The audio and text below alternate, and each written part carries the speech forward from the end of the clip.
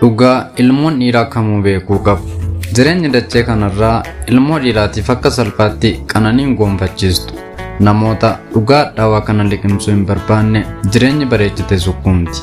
Gidiraan mana kee seenee utuu maalummaa jireenyaas hin barsiisin ati mataan kee dursiitii akaawwan nangaggaa'oo tarreeffamanii jiran kanneen kudhaan madduutii imala dhufuuf of qopheessi. Tokkoffaa gufuun na rukutaa laata jettee socho'uun sodaatiin yoo injifatte geggeessaa taata yoo gufatte kaaniif riqicha taata. Lammaffaa aasaa mirqaanaa namoonni afuufan gurra ittiin si'ulan hin dhaggeeffatiin eenyummaa namootaa gocha isaaniitiin malee waan isaan odeessaniin hin madaaliin. Sadaffaa nama hojii yommuu taatu dhagaa darbatamutu sitti baay'ata. Akkuma muka fuduraa firii mi'aawaa buusu taata. Namoonni yommuu dhagaa darbatan dhagicha funaaniitii riqicha galma keetti si geessu ittiin ijaarradhu. Arfaffaa bara baraan hin jiraattu waan har'a hojjechuu qabdu har'uma hojjedhu. Shanaffaa rakkoolee fi bu'aa ba'iin guyyaa guyyaan si mudachuu danda'u.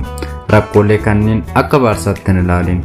Inumaayyuu jireenya akka mi'aawu kan godhan rakkinoota ati obsaan irraa hantu kanneenidha. Jaaffaa injifatamuu wanti jedhamu hin jiru. Utuu ta'ee jechi injifannoo jedhamus hin jiru ture. Jarri lachuu saantima tokko fuula lama. Torbaffaa gufuun daandii keerran jiru taanaan eessattiyyuu socho'aan jirtu jechuudha. Saddeettaffaa baroonni fi guyyoonni darban siif akka muuziyeemiiti. Daawwadhuun xiinxaliin garuu achuma dhaabattee hirrommiin dafi socho'i. Salgaffaa har'a waa'ee sakaleessaa boossa taanaan guyyaa borii dhuunfachuu hin dandeessu. Kurnaffaa har'a milkaa'uu kee kaleessaa leellisaa jirta taanaan guyyaa kee har'aa balleessaa jirta jechuudha. 11ffaa mul'ata kee galmaan ga'uuf hin namaatu taanaan gatii rakkasaan mul'ata nama biraa milkeessuuf tajaajilaa jirta.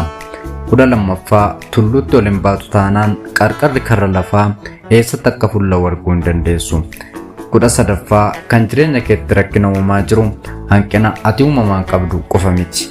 Inumaayyuu bu'aa bayii kan sitti daneessu waan qabdutti sirriitti fayyadamuu dadhabuu keeti. 14ffaa hojii hojjettee bu'aa argamsiifteen maallaqni siif kaffalamu malee beekumsa dhokataa keessa kee jiruun faayidaan argattu baay'een hin jiru. Kanaaf waan dandeessu hojjettee maallaqa argachuuf inni baay'een. 15ffaa erga nama guyyumsitee booda hin seeqin bakka siif hin mallee fi waan siif hin malletu siif kenname waan ta'eef.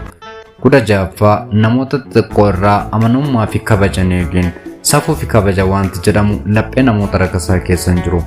Haasaa koo yoon xumuru namni bu'aa bayii aarsaa jabaa fi wallaansoo rakkisaan utuu san takaaniin gara fiixee bantiitti ol bahee hin jiru. Kun Gido Biography'dha.